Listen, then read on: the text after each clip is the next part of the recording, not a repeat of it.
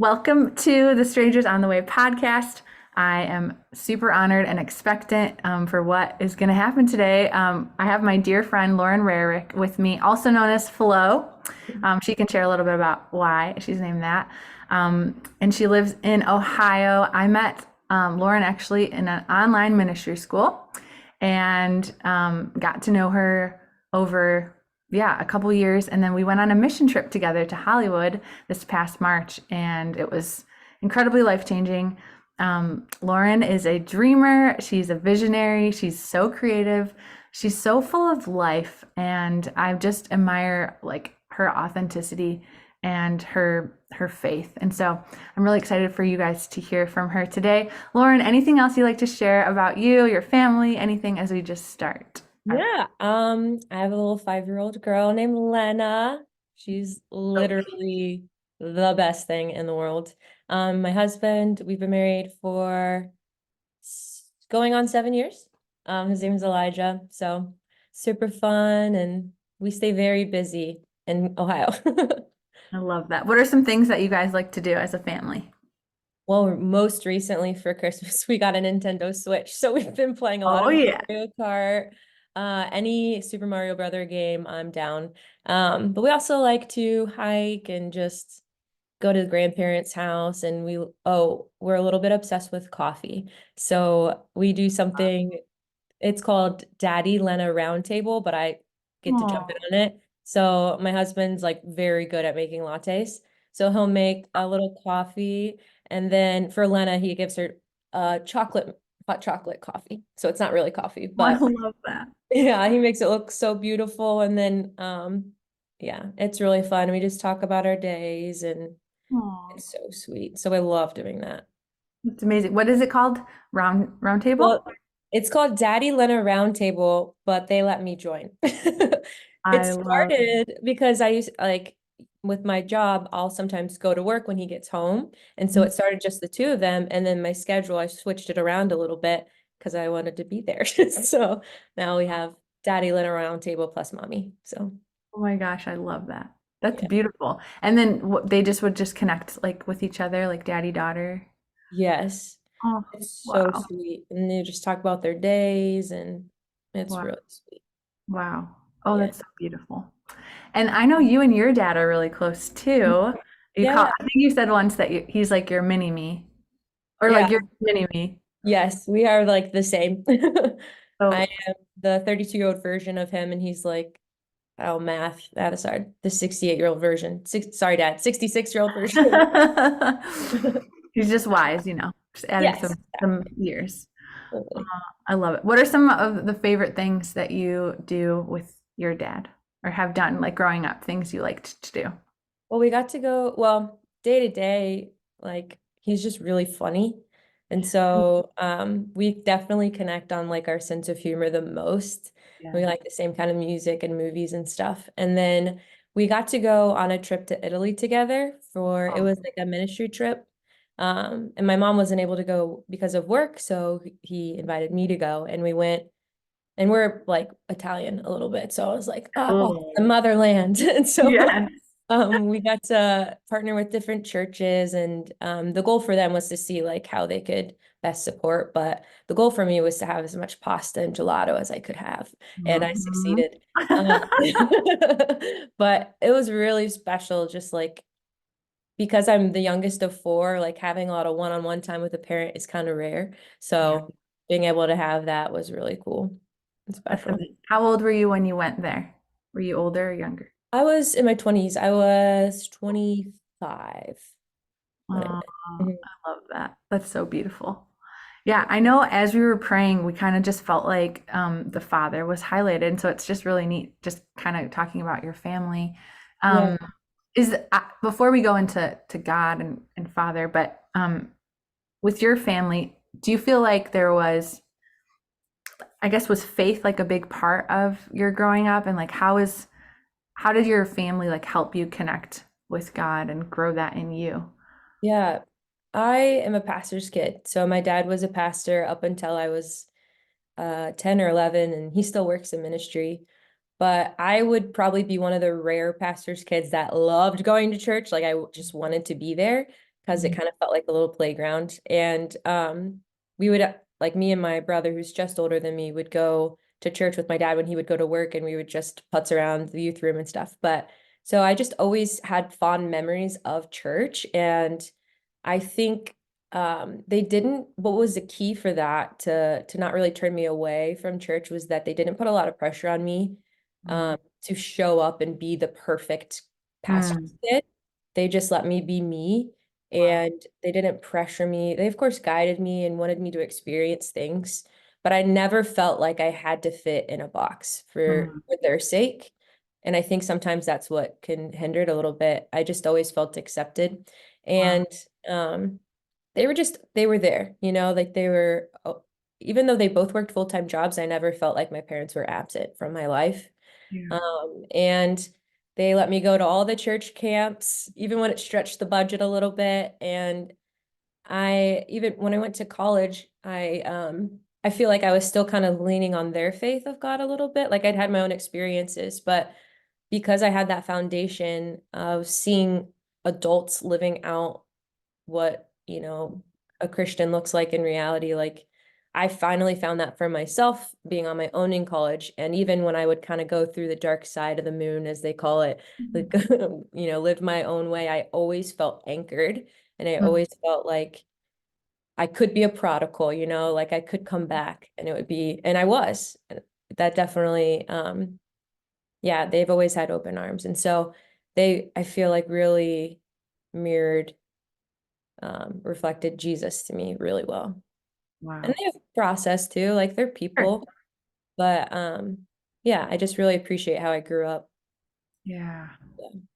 So you felt like even if you kind of ran astray or whatnot, Mhm. like you would be accepted when you Yeah. that's I could still that's come home. huge. Yeah. Still come home. Hmm. Wow. That's so powerful. And Yeah. then so growing up, it sounds like you did have some of your own faith. Like when did it become like real for you? Like, oh, this is my relationship now. Gosh, there's like quite a few moments, and I'm trying to think of like the abridged version, but um specifically when I went to this camp called Super Summer when I lived in Oklahoma, it was like the catchphrase was send us your best and we'll send them back even better or something like that. It was like a leadership camp, okay? And I got to go because I was the pastor's kid, not because I was some fancy leader, right? But um I went and we were supposed to do these like guided devotional quiet times. They give us like a little booklet for the week and we can kind of go through the booklet. And I am not the best student, or at least I wasn't then. And so I didn't want to go through the booklet because it felt like homework. And so I was like, all right, God, like, what do you want me to read? I don't really want to read this, but like whatever you want me to read, I will. And I never had like a sense of a specific thing of God like telling me something very specific before. And I heard him say, I want you to read in Job. And I was like, God, have you read Job? Wow. It's Wow. sad. Like, have you read it? And I just kept feeling like Job. And part of me was like, this is my brain, or is this God? I don't know, but I'll keep going with it. And then he said, or I said, okay, what chapter do you want me to read? And he said, 36. And I was like, are there even 36 like chapters in Job? And I was like, okay, I'll flip to it. And there was. And then I said, okay, what verse? And he said, verse 4. And I'll look it up real quick just so I don't butcher it. But so Job 36, verse 4 is, for truly my words are not false. One who is perfect in knowledge is with you. And so Wow. like I kept thinking like, surely this isn't me. Like, surely whatever this voice is doesn't know what they're talking about. But he drew me to the exact verse that said, no, I'm with you.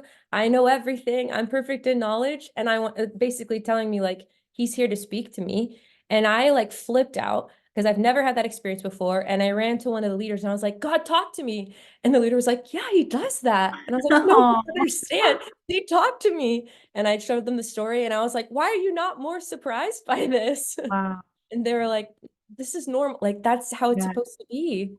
And that was when I was 13, 12 or 13.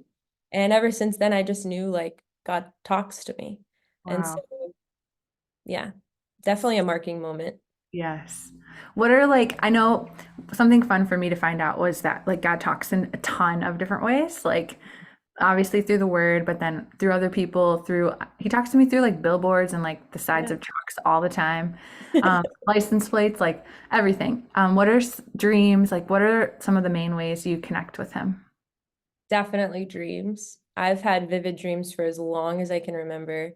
And actually my dad does too.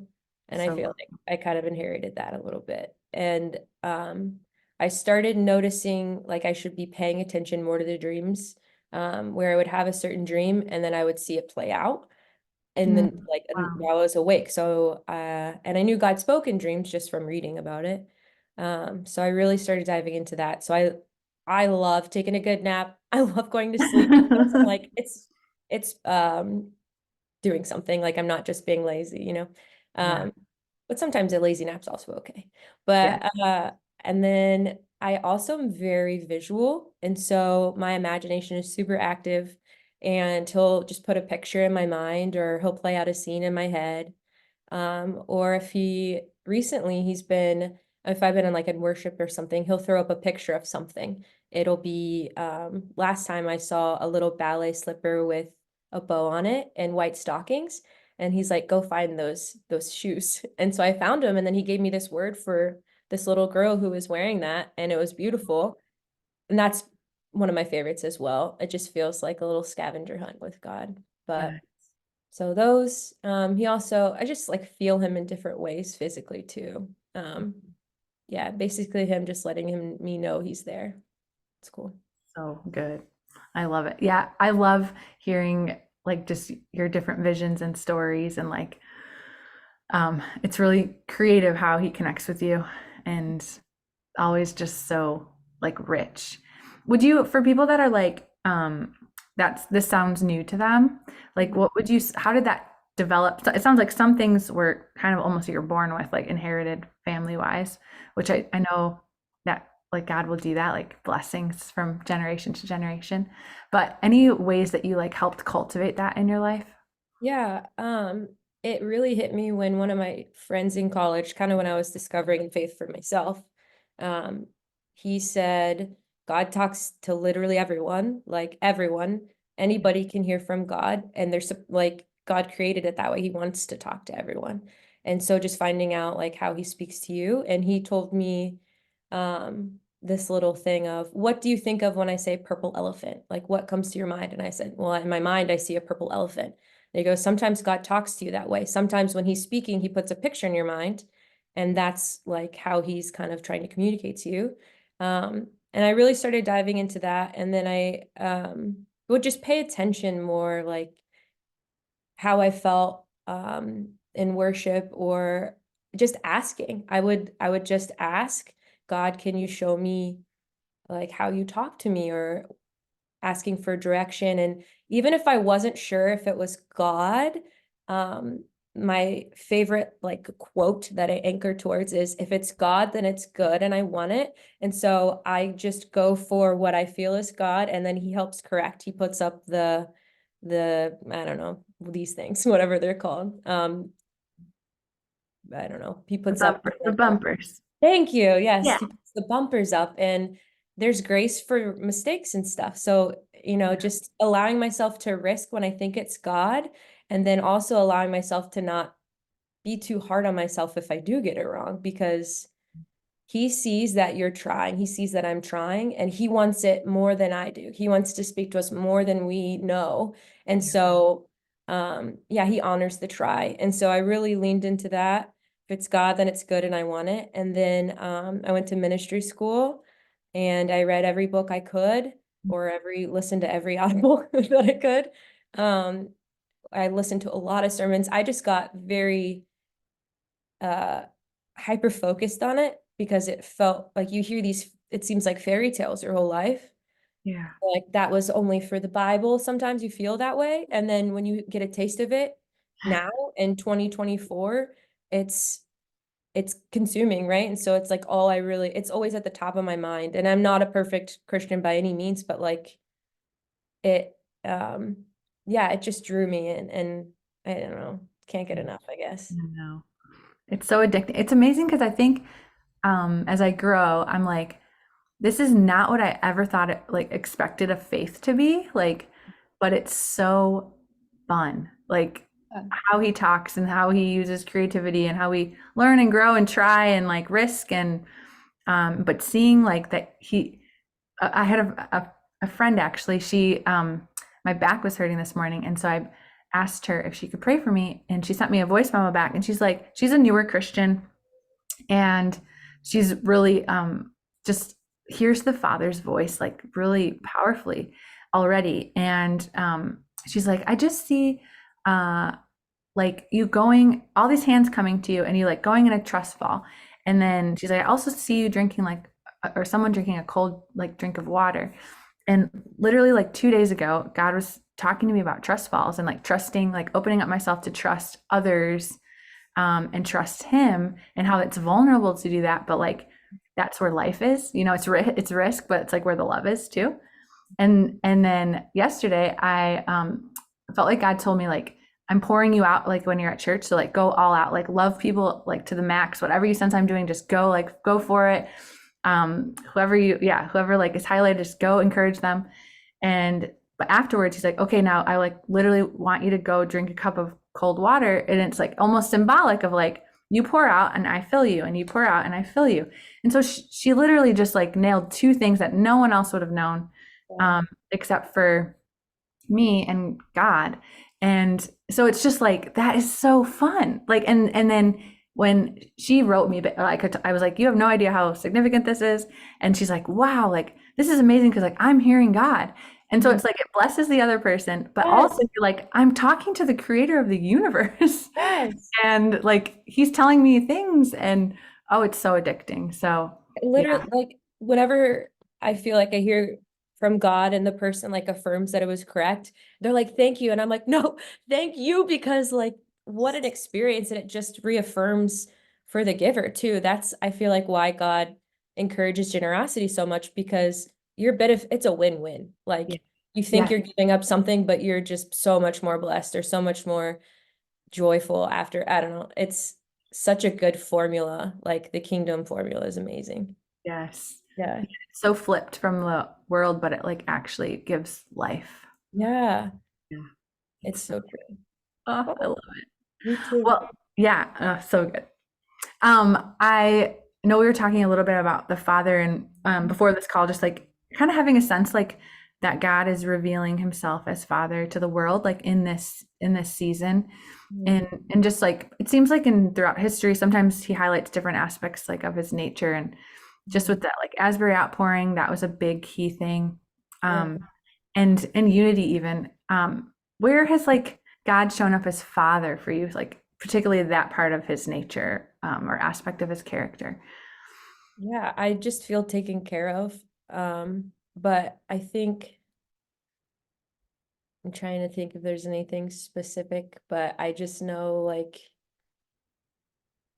um within my own family and like getting to have I know it's rare to have a good father, Yeah. right? And I feel covered in a lot of ways, and even outside of my own dad, just being in environments where I feel like it's safe to risk because I'm covered, and I feel like that's a big role for the father, is like he Mm, literally covered us by giving us Jesus as a sacrifice. Like we're covered, it's safe. Like that feeling of when you feel safe, then you can finally have enjoyment. You can finally go out and enjoy what he's made for us to enjoy. But we tend to live in this lie of, I got to get mine. I don't have enough. I have lack. But the Father really shows up in abundance, not just like with money, but when you look to him, he's locked and loaded, ready to just throw it on us. And so running to the Father to me is like running towards every good gift.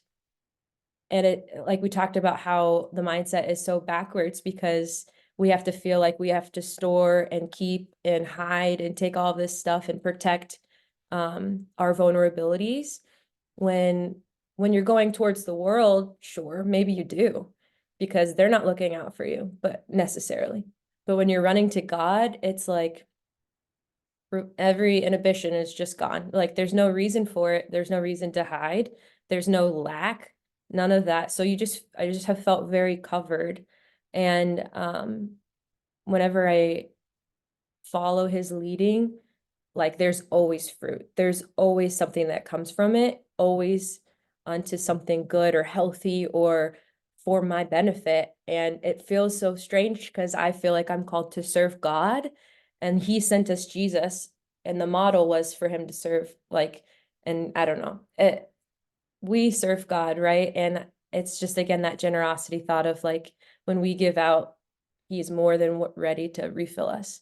He's not going to want us to waste away and get burnt out by using us and getting every last drop out of us. He's going to take care of us and make sure we are abundant first as well. Like, I don't know, long answer to a short question, but I've just felt really safe and covered. It's so powerful. It's Yeah. beautiful. Yesterday during worship at church, I saw like just a plug coming in. And I Yeah. think like I've been thinking a lot about even Jesus. It says like he went to like even quiet and lonely places like up the mountain early. And I feel like it was just to connect with the Father, almost to get the love, the nourishment, the like affirmation to go out and then do what he was doing in the world. But he kept like this rhythm of going back in. And I just think that's kind of what's missing, at least from the American church in a lot of ways. Like, no, you do need him to refill you, like to be sustainable and Yeah. then get direction from him, and like kind Mhm. of, and that's why it's like start, start your day or spend time with him. It's like let him love you and direct you and give you like it is like those days are kind of like scavenger hunt days, Mhm. and then you're like, oh, like what are we doing today and where are we going? And but him is like, yeah, being the source of all those things Mhm. and that we don't have to fight for them for ourselves. Like he's so willing to Yeah. just pour out and it's just like, can we receive it? Yeah. And then we can ask him for help if we don't know how to receive it. Like it's like everything is we're kids. Like Yeah. we literally are kids. When you'd even mentioned like seeing it in the unexpected places, like before we started the call, God's really highlighting like Yeah. don't just look for it in one place, like the expected, I guess. Mhm. Um, he's always speaking in different ways. And I watched this little YouTube. It actually came up on, I have this app called Time Hop, and it shows me things I've saved on my phone from this day, like so many years ago or whatever. And the clip I saved from last year, I was watching it. It was something like Michael Koulianos was saying about how lovers, oh, I wish it's like this 1 minute clip. I don't know if you could tag it or something, Yeah, but yeah. We'll put it in the show notes. saying like our source, people get burnt out because their source isn't from love, it's from obedience. And obedience is very important and it is something we should still lean into. But when you love someone so much, you would rather die than not protect that connection, than not go after whatever it is um, that protects that connection. Um, I wish I remembered that quote, but it was speaking to love being your source, like God being your source first. And then obedience doesn't feel like duty. It feels like a love language. It feels like part of the dance. Yeah. Like you don't feel like you're being conned into something, because if God's calling you into anything, it's because there's joy in it, you know, not because he wants you to go through misery for misery's sake, but it's going to bring joy to you and it's going to bring joy to whoever's around you. It's for the benefit of you and others. So that's why it's so important. I mean, you know this, why love is so important in the whole facet of the relationship, because you'll get more out of a lover than out of a servant, out of a slave, right? Yeah. Yeah, so good. So good. I've been thinking a lot about like faith and obedience and how like God is like we have faith in God to do his part and then we do like kind of what we sense him asking us to do. But Yeah. the word obedience feels so like loaded. And so Yeah. just this week I was like, God, could we do like a different word? And I felt like he said like, okay, let's do adventure. It's like faith Mhm. and adventure. And it's like, oh, I like that like Yeah. picture rather than like a slave kind of obeying. It's like, no, I'm a daughter on an adventure with my God, like Yeah. my father. And I think if we, yeah, look at it that way, Yeah. it just, I don't know, at least for me, it just is like a little mind shift. It's like every day is an adventure. Like, what are we doing today? Like, It and feels lighter yes. as it Yeah. should. And he carries the load. Will you Yeah. share that picture that you had about running Oh, towards Father? yeah. So powerful. I'm a runner. I like, well, usually when I go for runs, I'll worship, like listen to worship music or pray or whatever. But one time I was running during a season of just picking me doing my own thing and just not wanting to like hearing from God, but not wanting to do that, like wanting to do what the world said was good. And as I was running, I felt God being like, come back to me. And I said, God, no, I'm not, I can't come back to you till I quit doing whatever I was doing at the time. And I just don't feel like I'm ready to give that up yet. And I know I have to if I want to be fully for you. And he goes, come anyways. And so as I'm running, he gives me this picture. He's like, come to me anyways, even if you're not ready to give up whatever the heck you're doing, even if you have no intention of ever giving it up, come anyways. Like, that's how bad I want you. And as I was running, and in my mind, he gave me this picture of me running towards him, carrying everything, not like gripping it strong, like not ready to let go. And as I was running towards him, there were angels behind him shooting arrows at the things that were holding me back. And I wasn't even aware of it, but I was getting lighter and lighter as I was like running towards God. And it gave me this picture of like, when you run towards God, it's just like you release the grip of everything else. And it was a marking moment too, where I realized like, I'm not living in shame. Like he doesn't see me how I see myself. He sees me as his daughter, and that's all he wants. And he'll take care of the rest. Like there's definitely a partnership within that and being mindful of listening and leaning into God. But like when you really get a true taste of the Father, it's everything. Like, do I still make mistakes? Of course. But like knowing that I don't have to run and hide, but I can always run straight to him and he'll still open his arms to me is that is Father. Like that is the Father's love.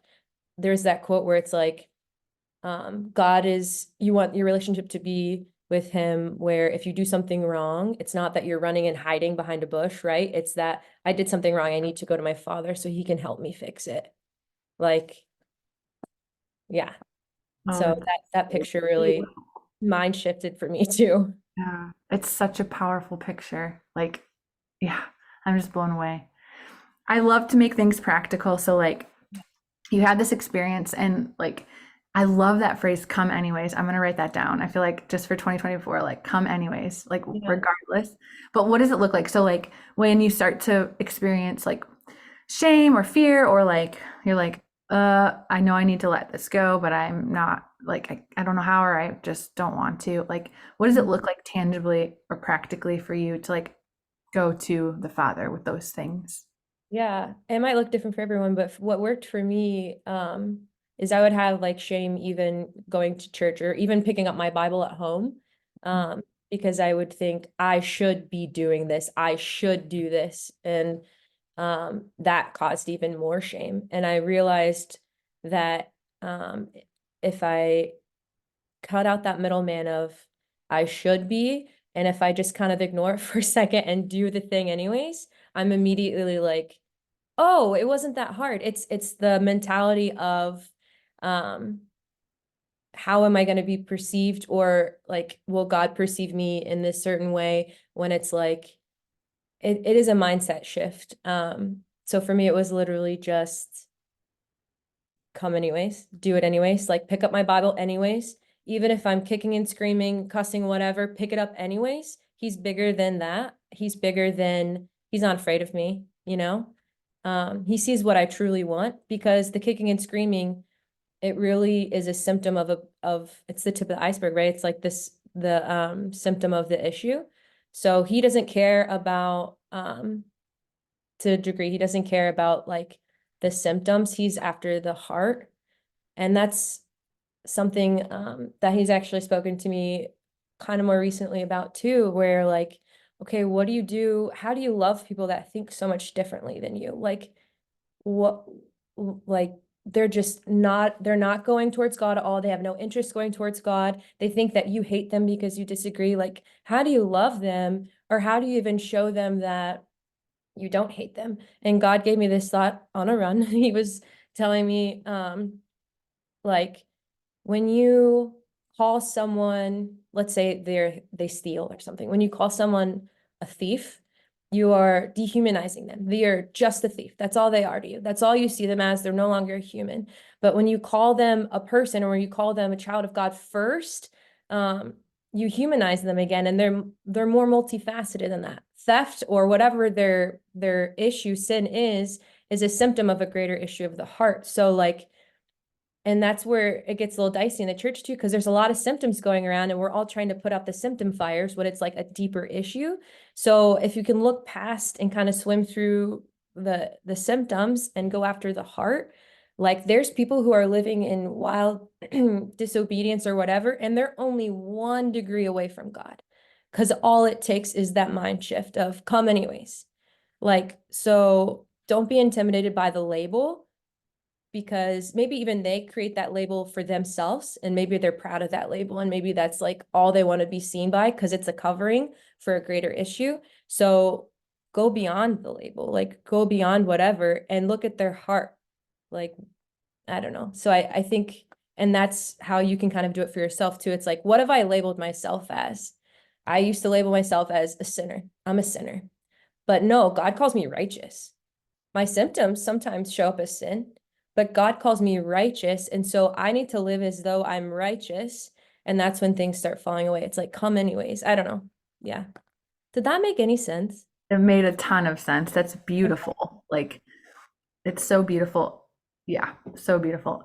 God's been talking to me similarly just about judgment. And a mentor of mine said, like, she believes that the tree of the knowledge of good and evil, like, there's the tree of life that we get to eat from. And I think we get to eat from it now. If you know, it's just like kingdom, I would say, the kingdom ways. And then, but the tree of the knowledge of good and evil, she feels like is a tree of judgment. And it's where we get to judge what's good and what's bad, or who's good and bad. And that's where like things go awry because we don't see the heart. Like, we Yeah. don't know what's behind the symptom. We don't know what's behind even the anger or whatever, like the meanness or the whatever it might be. And so when we go and like and judge, it cuts off the connection.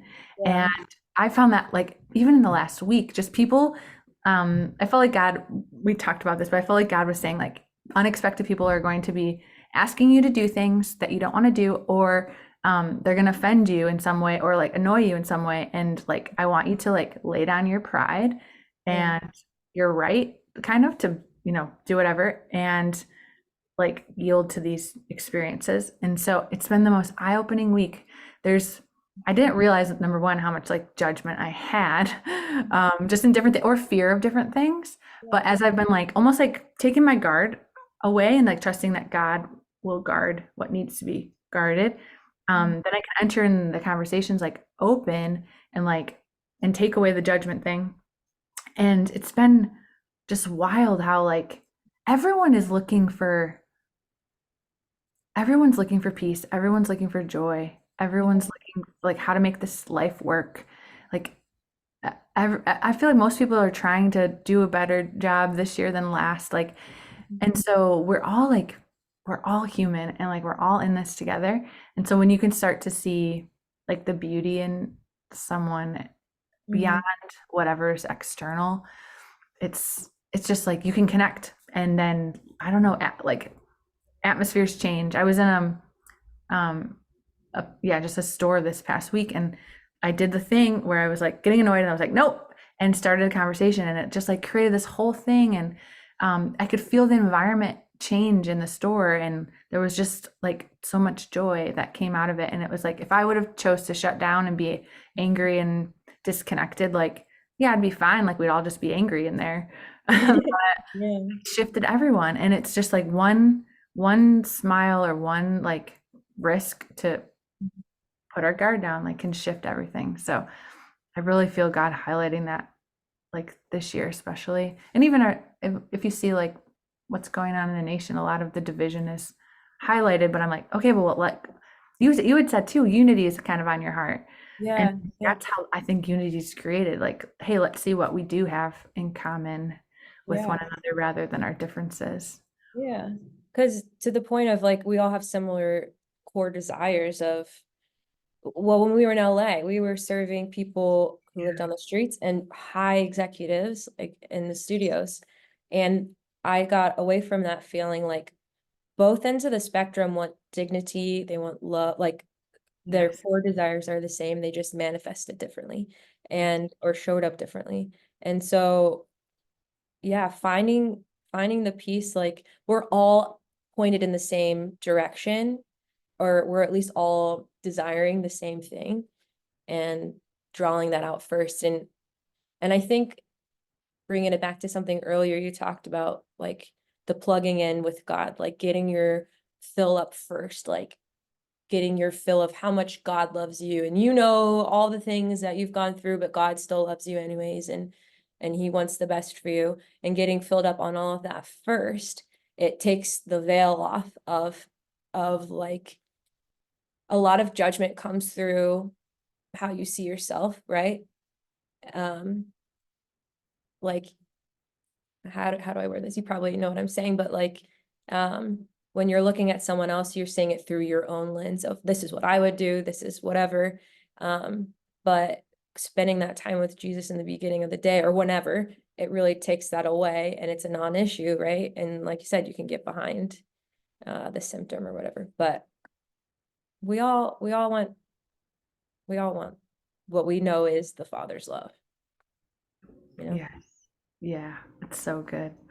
As we close, would you mind just praying that over everyone? I feel like um, it's so beautiful, like when I do meet people that come from like healthy families and loving like parents, because you can see there just is.